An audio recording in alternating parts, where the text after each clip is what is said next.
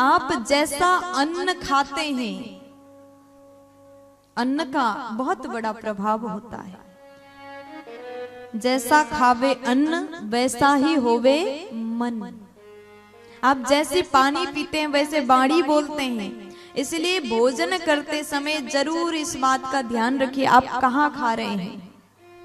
जो व्यक्ति बहुत ज्यादा खाने वाले होते हैं ना, उनको इस बात का कोई ज्ञान नहीं रहता हम कहाँ खा रहे हैं, बस पेट में जाना चाहिए, भूख खत्म होना चाहिए। भोजन के प्रभाव व्यक्ति के जीवन में बहुत ज्यादा होता है। आप किसी दुष्टों के घर में जाकर के भोजन करिए तो आपका बुद्धि भी खराब होगा। और कोई व्यक्ति आपको रोते रोते बिना मन के भोजन दे रहा है, उसको खा लेना, कुछ दिन खाना, आप भी उसी प्रकार दुखी होने लगोगे।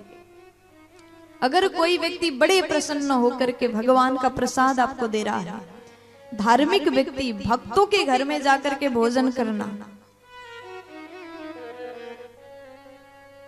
आपके जीवन में वो सकारात्मक प्रवेश करेगा।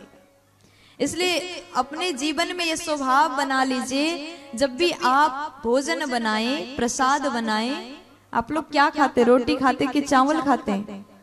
दोनों खाते हैं। अच्छी बात है। जब भी आप चावल बनाओ, दाल चावल सब्जी रोटी बनाइए तो भगवान को अवश्य भोग लगाइए। लेकिन याद रखिएगा उस भोजन को आप निर्माण करो तो वहां पर शुद्धता होना जरूरी है। भगवान को वही भोजन भोग लगाइए जो सात्विक हो। नित्य प्रति भगवान को भोग लगा करके, भोग लगाते समय तुलसी पत्र अवश्य डालिएगा, क्योंकि भगवान बिना तुलसी भोग ग्रहण नहीं करते। भोग लगा करके वो प्रसाद खाना प्रारंभ कर दीजिए। आपका बुद्धि, आपका चित्त निर्मल होगा, आपका मन पवित्र होगा, परिवार में सकारात्मक चीजें होने लगेंगी, आप अच्छा अच्छा सोचने लगोगे, जीवन में सब अच्छा होगा। भोजन का इतना प्रभाव, इतना असर हमारे जीवन में होता है। प्यार से बोलना पड़ेगा। और आज भीष्म जी कहते हैं, मैं दुष्टों के यहाँ अन्न खा रहा था, नमक खा रहा था, इसलिए मेरा जो मति है वो खराब हो गया था।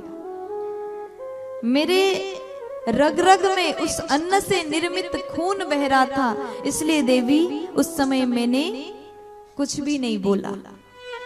ये सुनकर के द्रौपदी को लगा और पूछ ही लिया, पितामह ये बताइए, आपने कहा उनके घर में जो अन्न खाए उस अन्न द्वारा निर्मित खून आपके रगों में बह रहा था, तो आज भी तो आपके शरीर में वही तो खून है।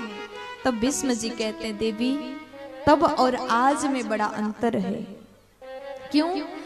क्योंकि हम 52 दिन से 52 दिन से तीर के सैया में लेटे हैं। उनके शरीर के प्रत्येक अंग में बाण तीर चुभा हुआ है। अब तो शरीर में रक्त का एक बूंद भी नहीं बचा, इसलिए हम उपदेश देने के अधिकारी बन गए। अभी मेरा मति निर्मल है, चित्त शुद्ध है, इसलिए हम उपदेश दे रहे हैं। ये सुनकर के द्रौपदी के आंखों से आंसू आ गए। अब भगवान की ओर देखा और आंखों से ही कह देते हैं कि प्रभु बस आप यूं ही खड़े रहना, ऐसे ही मुस्कुरा करके मुझे बस देखते रहिएगा, और आपको देखते देखते मेरा प्राण निकल जाए, ऐसी मेरी प्रार्थना है, आप स्वीकार करिए। और भीष्म जी कहते हैं, प्रभु आपको मैं उठ करके प्रणाम नहीं कर सकता, आपके चरणों में पुष्प अर्पण नहीं कर सकता, इसलिए आप मेरी प्रार्थना को स्वीकार करिएगा। भीष्म पितामह कहते हैं, बस इतना कृपा कर दीजिए,